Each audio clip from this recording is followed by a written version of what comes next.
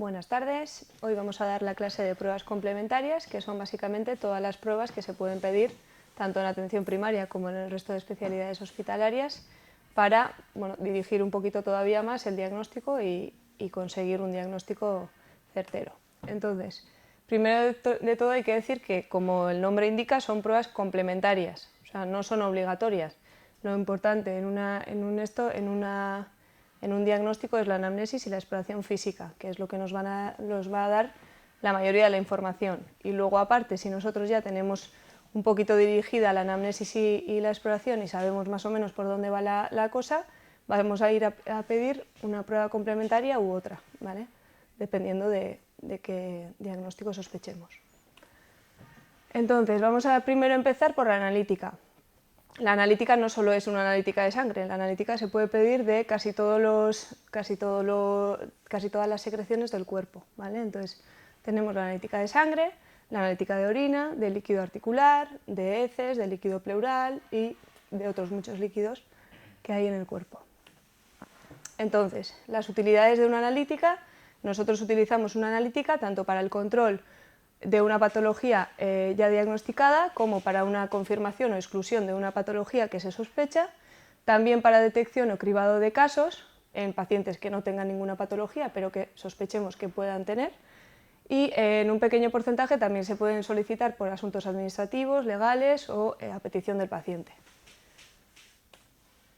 Entonces, todas las analíticas lo que se hacen es extraer del paciente y mandarlas hasta el laboratorio. Entonces necesitamos unos recipientes especiales porque necesitamos que esa muestra llegue al laboratorio lo más fresca posible, ¿no? Entonces nosotros sabemos que si dejamos, por ejemplo, una cantidad de sangre en un recipiente fuera del cuerpo humano, se coagula, ¿vale? Tiende a coagularse. Entonces lo que queremos es que llegue la sangre lo más fresca posible hasta el laboratorio.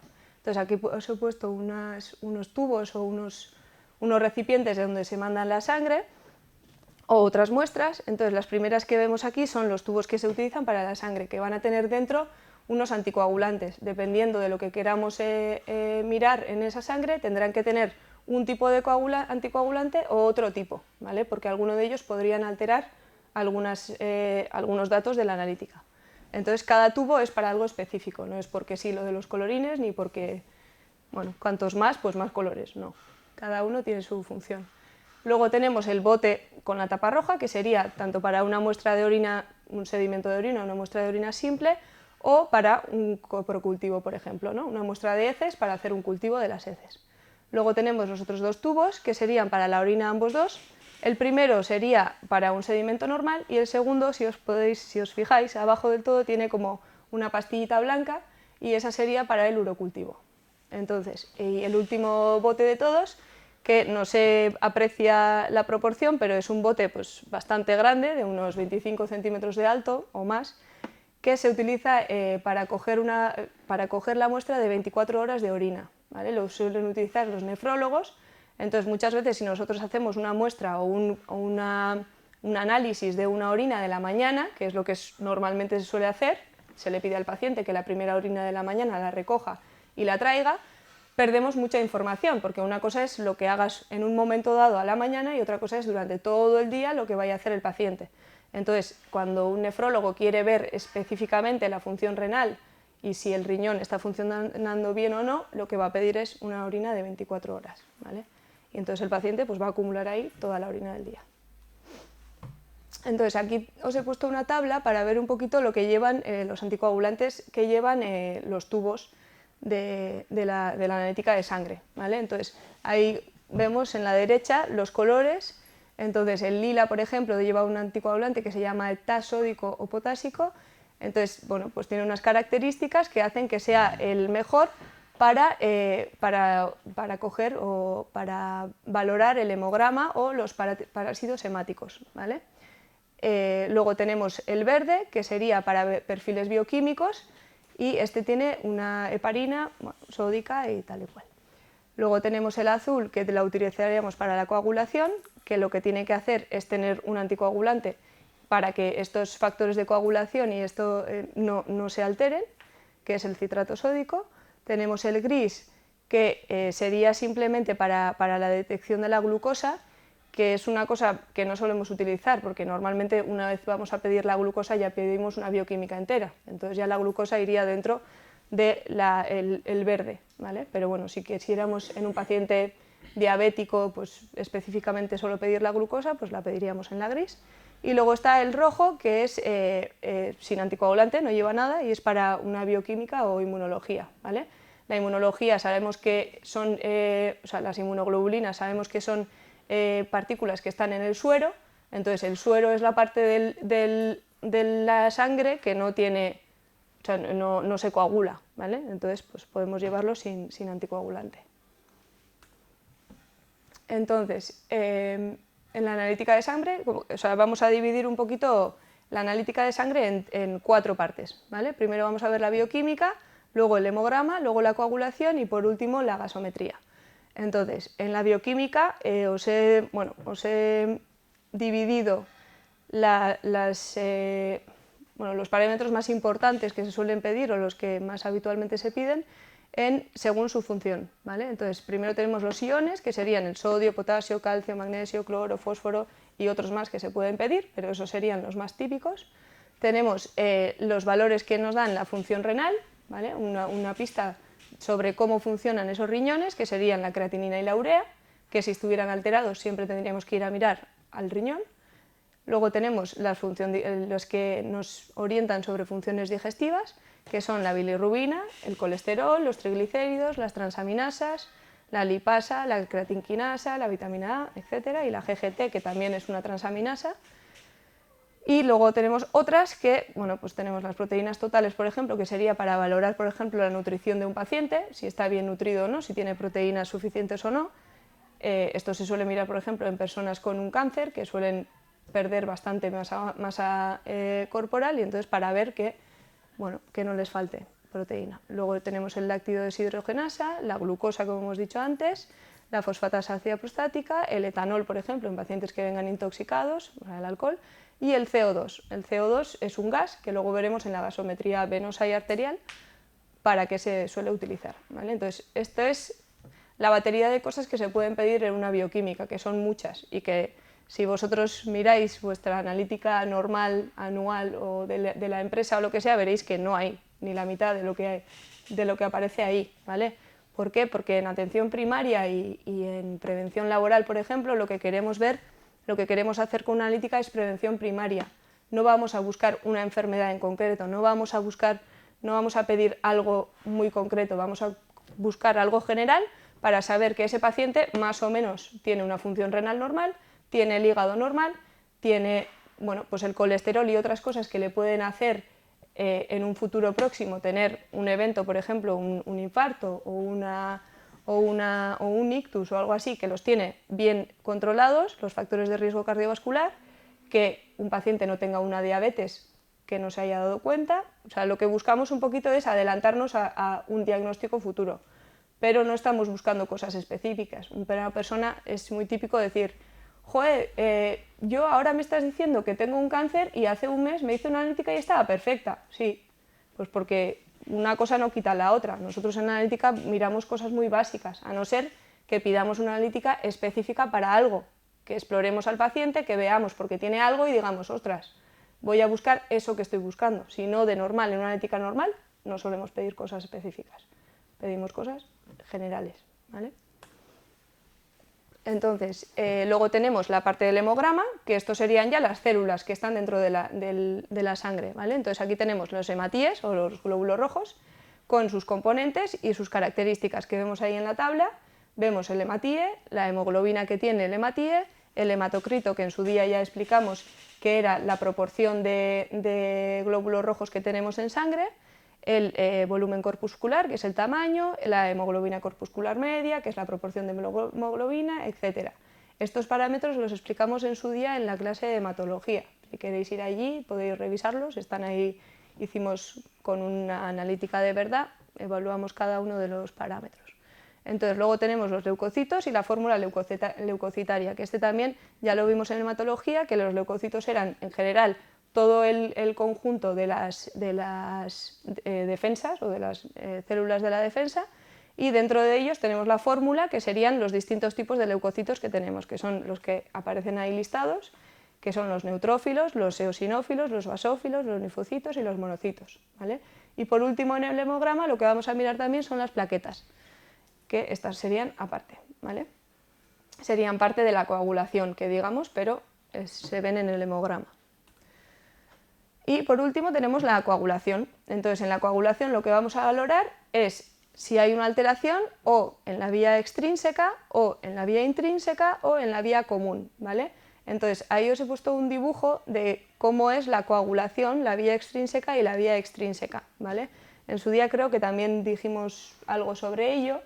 Entonces, básicamente estas dos vías son vías donde tenemos unos factores en la sangre que se activan con o daño tisular, o sea, cuando hay una superficie de una vena o una arteria que tenga una pequeña herida o lo que sea, esto hace que una sustancia del endotelio de la arteria o de la vena, o sea, de la subpiel o subcapa de la vena o arteria, exponga unos factores a la sangre y entonces esto hace que se active la cascada de coagulación que se le llama, ¿vale? Los factores no tienen un nombre, sino que tienen un número para que sea más fácil, pero bueno, básicamente es que empezando desde la superficie dañada hay un factor que se transforma en otro factor que hace que otro factor de la sangre se transforme en otro y así van surgiendo diferentes cambios hasta que llegamos a la protrombina, que lo que hacemos es que con el factor 10A y con el 5A vamos a hacer que la protrombina pase a ser trombina y esto haga que el fibrinógeno pase a ser fibrina y la fibrina serán el último escalón o el último eslabón, que son unas fibras que van a ir a la superficie dañada o a donde haya esa herida y van a hacer como una red y van a cerrar el agujero que haya, ¿vale?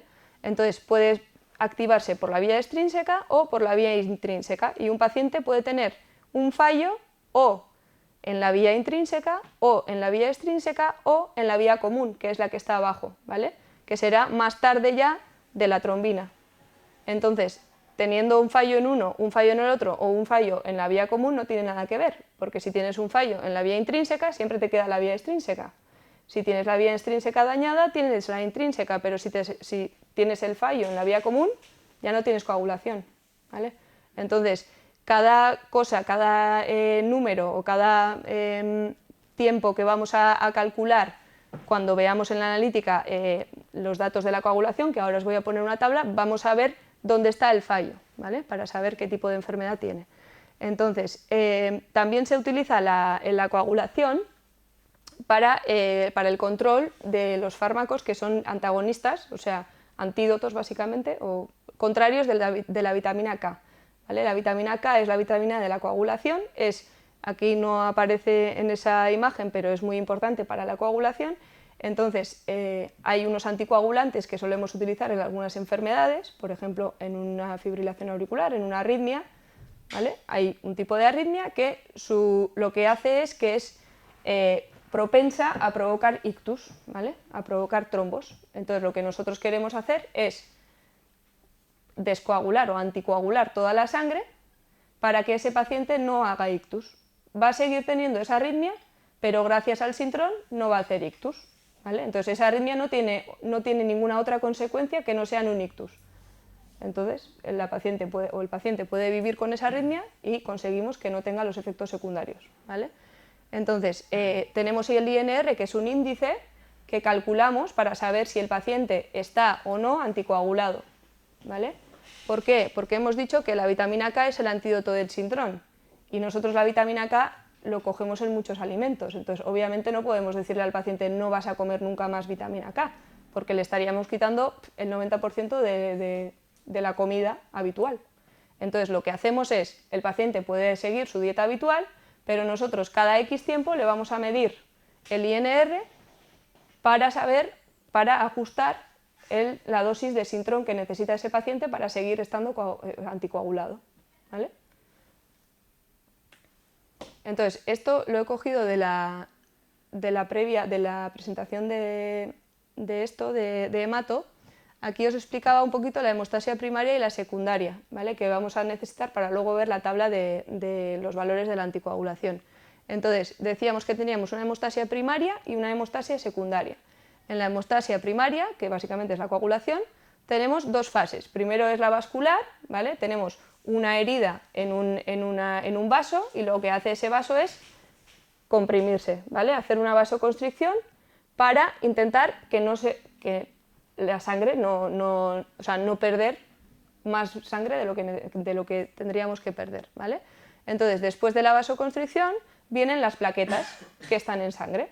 Y entonces estas plaquetas lo que van a hacer es, va a llegar una plaqueta y es como si nosotros quitamos la parte superficial de la vena, imaginaos que quitamos la primera célula y debajo aparece un velcro para la plaqueta. Entonces la plaqueta va en circulación y de repente ¡pum!, se queda pegado al velcro.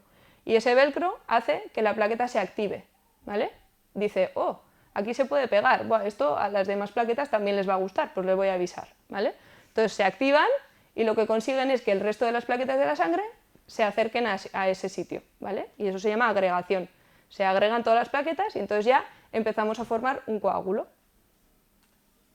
Entonces, luego tenemos la hemostasia secundaria, que una vez ya tenemos la vasoconstricción y las plaquetas pegadas, se le llama también hemostasia plasmática porque empiezan los factores de la coagulación que están en el plasma, que hemos dicho que eran esos numeritos, el factor 10, el 12, el 7, el tal, que hacen una cascada, se empiezan a activar y entonces pues acaban acaban formando la fibrina y cerrando ese primer tapón que había creado las plaquetas, lo acaban cerrando con fibrina, ¿vale?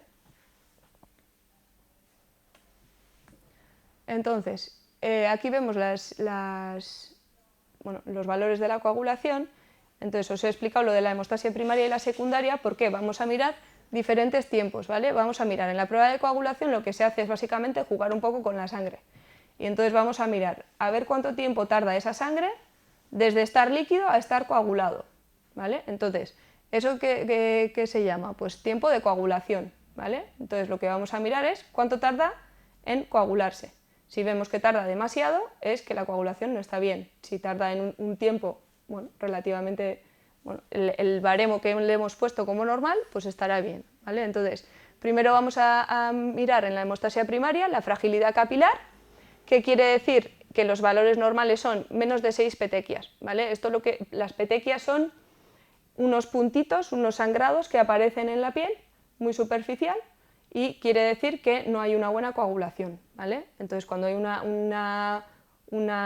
defecto en la coagulación suelen salir petequias. Entonces, si tenemos menos de 6 petequias diremos que es normal, si tenemos más diremos que no es normal. Luego miraremos el tiempo de hemorragia, que veremos que si es menos de 10 minutos, o sea, le hacemos un pinchazo a un paciente y esperamos a ver cuánto tiempo tarda en pararse esa hemorragia. Si tarda menos de 10 minutos, es normal, las plaquetas están bien. Si tarda más, no es normal, las plaquetas están mal, ¿vale? Luego tenemos la hemostasia secundaria, que sería el tiempo de protrombina, que mide la vía extrínseca y común de la coagulación, ¿vale? Entonces, si esto estuviera alterado, sabríamos que el fallo lo tenemos en la vía extrínseca. Y en cambio, luego tenemos el tiempo de tromboplastina parcial o tiempo de cefalina, que esto mide justo lo contrario, la vía intrínseca y la vía común de la coagulación, ¿vale? Entonces, midiendo estos 4 parámetros, vamos a saber si el paciente tiene un fallo en la hemostasia primaria, o en las plaquetas, o en la vasoconstricción, o en la hemostasia secundaria, y dentro de la hemostasia secundaria si es en la vía intrínseca o en la vía extrínseca, ¿vale? Y dependiendo de dónde estén, vamos a saber qué factores de la vía intrínseca o de la extrínseca son la que están fallando, y según la falta del factor, pues se llama de una manera o de otra, ¿vale? Es una enfermedad u otra, y conlleva X cosas o Y cosas, ¿vale? Que tampoco vamos a meternos ahora en analizar eso. Y por último, en la sangre tenemos la analítica de la gasometría, ¿vale? La gasometría, como dice el nombre, pues es medir los gases, ¿vale? Los gases de la sangre. Entonces tenemos una gasometría venosa y una gasometría arterial, y cada una nos va a dar informaciones distintas, ¿vale? Entonces, aparte de los gases, también vamos a medir el pH, ¿vale? El equilibrio ácido-base de la sangre. Entonces, básicamente, ¿cómo vamos a valorar los gases? Pues tenemos dos gases distintos, tenemos el CO2 y tenemos el oxígeno, ¿sí? Que cada uno va a tener unos valores. Obviamente, si nosotros cogemos una gasometría arterial, vamos a tener mucho más oxígeno y menos CO2, ¿por qué? Porque es la sangre, entre comillas, limpia, que acaba de oxigenarse, y en cambio, si cogemos una gasometría venosa, lo que vamos a ver es que va a haber mucho menos oxígeno y más CO2, ¿vale? Entonces, obviamente, si queremos valorar si ese paciente se está oxigenando bien, no podemos coger una gasometría venosa, tenemos que coger una gasometría arterial, ¿vale? Pero una gasometría arterial lo que tiene es que tenemos que pinchar una arteria. Entonces, pinchar una arteria es doloroso. Entonces, si podemos en un paciente que está en urgencias, que está mal, que está con 20.000 cosas, evitar el dolor y podemos coger la venosa, pues vamos a intentar coger la venosa. ¿Cuándo vamos a coger la venosa? Cuando solo necesitemos el equilibrio ácido-base, ¿vale? Cuando tengamos una enfermedad, por ejemplo, tenemos no sé, pues una acidosis metabólica o por ejemplo, alguien que viene en cetoacidosis diabética, ¿vale? O alguien que tiene un azúcar de 400 en sangre, ¿vale? Un azúcar 400 en sangre, hay personas que pueden estar sin que tengan nada o hay personas que pueden tener una gran afectación metabólica, ¿vale? Entonces, para ver eso, lo que vamos a mirar es equilibrio ácido-base, vamos a valorar, dependiendo de cómo esté ese pH, o sea, si el equilibrio se mantiene, quiere decir que el paciente está algo mejor. Si el equilibrio no se mantiene, pues hay que darse un poquito de prisa, ¿vale? Entonces, ahí vemos los valores habituales de la gasometría arterial, entonces vemos que la presión parcial de oxígeno es de entre 90 y 110, ¿vale? La presión parcial de CO2 es de entre 36 y 45, el CO2 total en plasma es el 55-60%, la saturación de oxihemoglobina, o sea, la hemoglobina que lleva oxígeno, es de entre 95 y 99, el pH suele ser entre 7,37 y 7,45, el bicarbonato suele ser entre 24 y 34 y el exceso de bases, que es un dato que no vamos a darle importancia, entre más 2 menos 2. Entonces, el pH, ¿qué es lo que modifica el pH? El pH lo modifica el CO2 y el bicarbonato. El CO2 hace que el pH se acidifique, ¿vale? Que baje. Y en cambio, el bicarbonato hace que se alcalinice, ¿vale? Que aumente. Entonces, ¿qué nos está indicando una alteración del pH? Pues que o el CO2 no está bien o el bicarbonato no está bien, ¿vale? Podemos o estar acumulando CO2 o estar acumulando bicarbonato, o al revés, o tener demasiado poco CO2 o demasiado poco bicarbonato. Y eso nos va a decir de dónde viene esa acidosis o esa alcalosis, ¿vale? Aquí os he puesto una tabla. Entonces, nosotros cuando vemos una gasometría arterial y en vez de tener los valores normales, tiene el pH alterado, por ejemplo, ¿no? Entonces, tiene el pH bajo, hay una acidosis. Entonces, lo que tenemos que ver es que nosotros sabemos que cuando aumenta el CO2 hay una acidosis y cuando disminuye el bicarbonato hay una acidosis también, ¿no? Entonces, si tenemos una acidosis, tiene que ser o porque hay demasiado CO2 o porque hay demasiado bicarbonato, ¿no? Que son las dos causas de acidosis. Uy, perdón, al revés. O porque hay, lo he dicho mal. Una acidosis es o porque hay demasiado CO2 o porque hay demasiado poco, de menos de bicarbonato, ¿vale? Entonces, lo que vamos a medir es, una vez visto el pH, vamos a mirar el bicarbonato y vamos a mirar el CO2, ¿sí? Entonces, si vemos en este caso que tenemos, en el primer caso tenemos una acidosis metabólica que tiene el bicarbonato bajo, el CO2 bajo y el pH bajo, ¿vale? ¿Por qué es esto?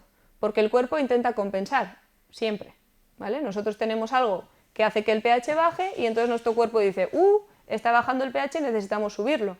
Y entonces para subirlo hace la compensación, ¿vale? Entonces, en este caso, ¿cuál es el que crea una acidosis?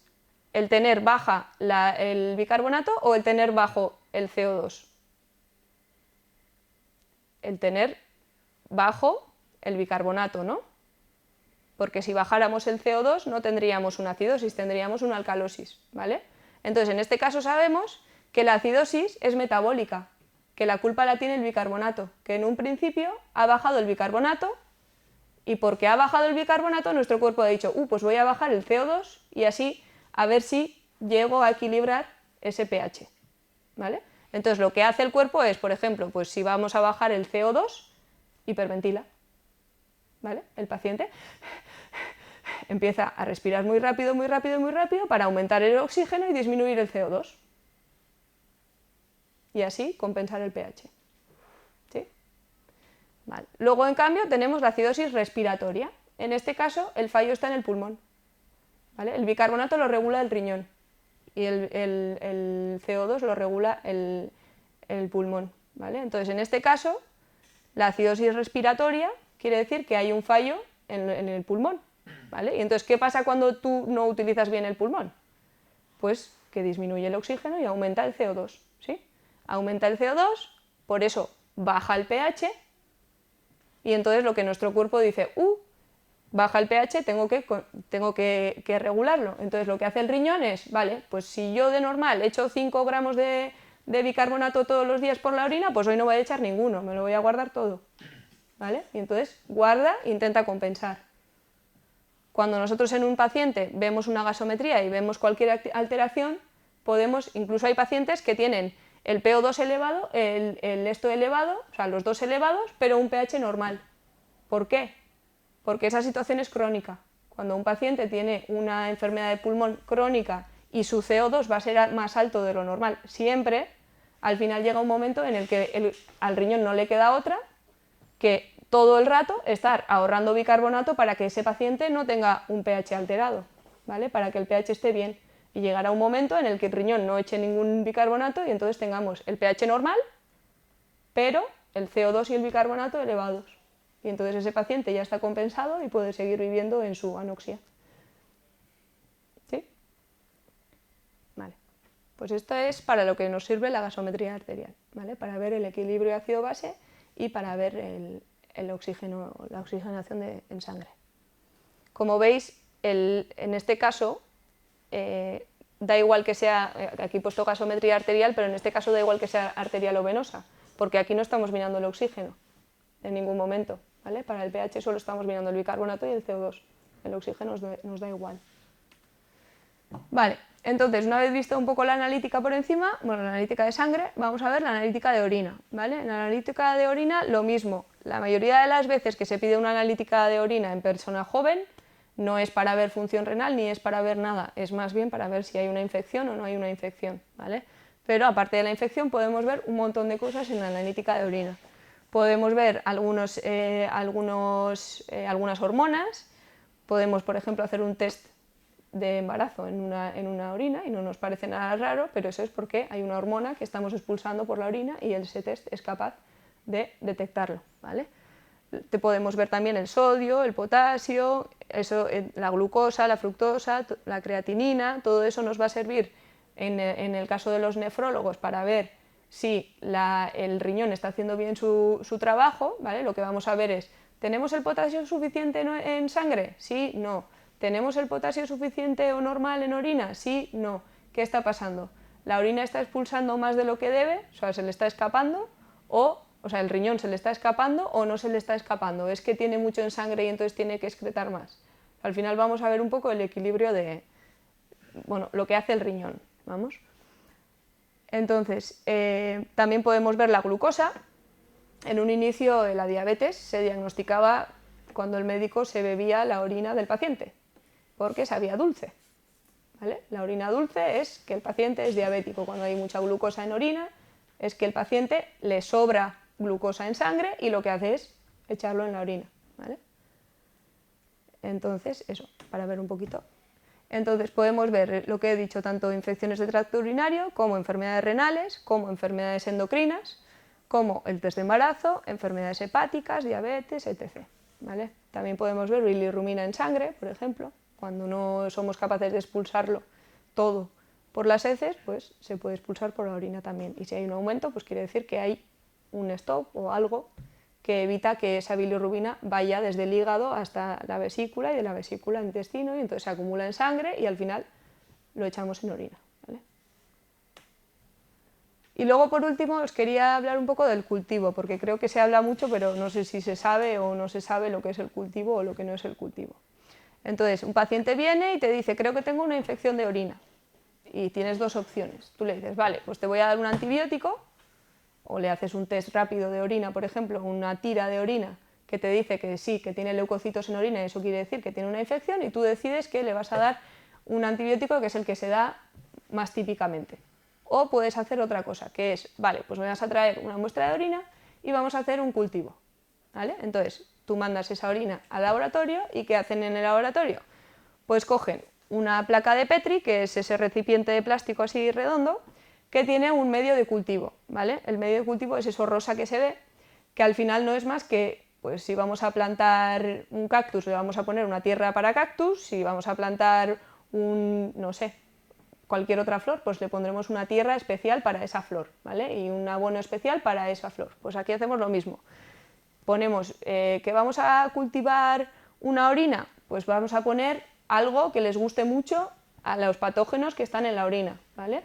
Entonces, lo que vamos a hacer es coger esa muestra de orina o de heces o de lo que queramos, o de un frotis faríngeo o de un frotis uretral o vaginal o lo que sea, y lo que vamos a hacer es extenderlo en la placa de Petri, ¿vale? Como veis se hace en diferentes direcciones, no sé si lo veis, pero bueno,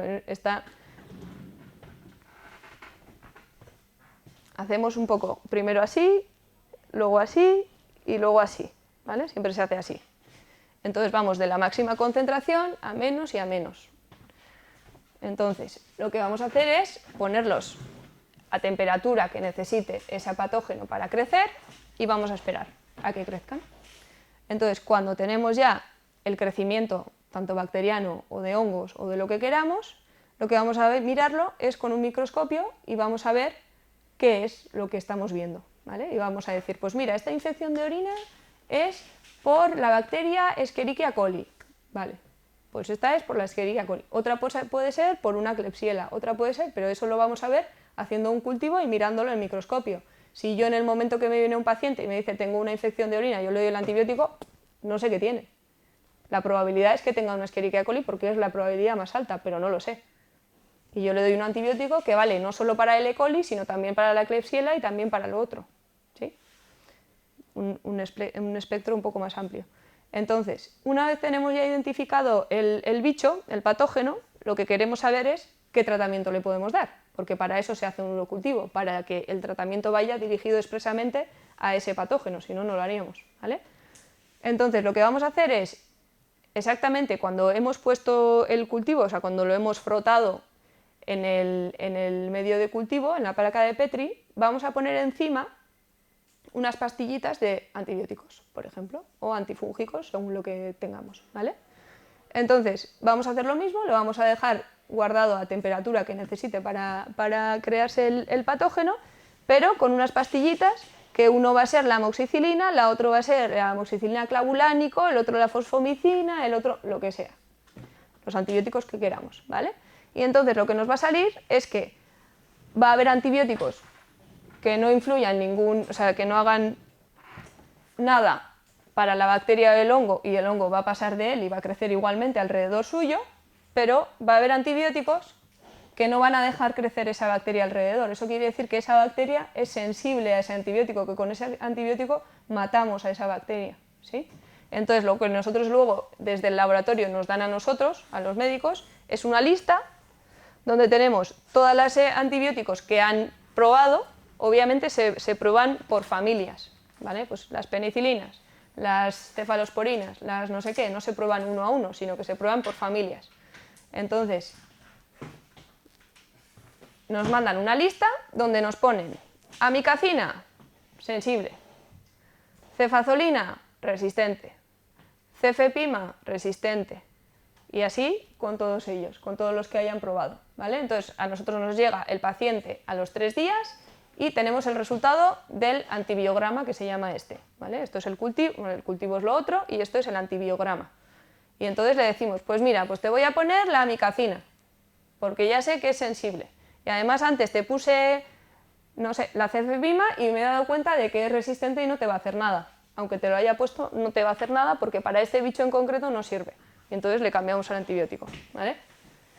Entonces, ahora esta técnica tiene mucha importancia porque cada vez, como se ha utilizado los antibióticos de muy mala forma, pues cada vez hay bacterias más resistentes. ¿Qué es una bacteria resistente? Pues es una bacteria a la que se le ha dado poca dosis de antibiótico o durante poco tiempo y entonces no se ha conseguido matar la bacteria, sino que solo le hemos conseguido enseñar nuestras cartas.